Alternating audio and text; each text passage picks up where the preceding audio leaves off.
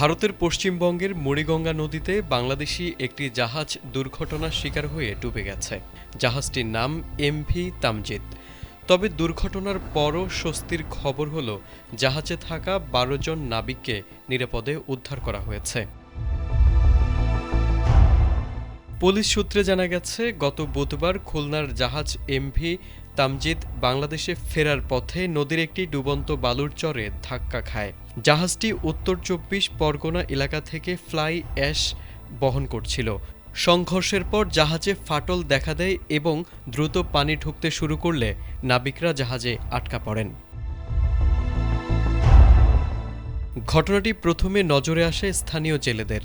তারা দ্রুত বিষয়টি থানার পুলিশকে জানায়। এরপর পুলিশ ও স্থানীয় জেলেদের যৌথ উদ্ধার অভিযানে একে একে সবাইকে নিরাপদে উদ্ধার করা হয়। থানার এক ঊর্ধ্বতন কর্মকর্তা জানান, উদ্ধারকৃত ১২ জনের মধ্যে ১১ জন বাংলাদেশি এবং সবাই সম্পূর্ণ সুস্থ রয়েছেন।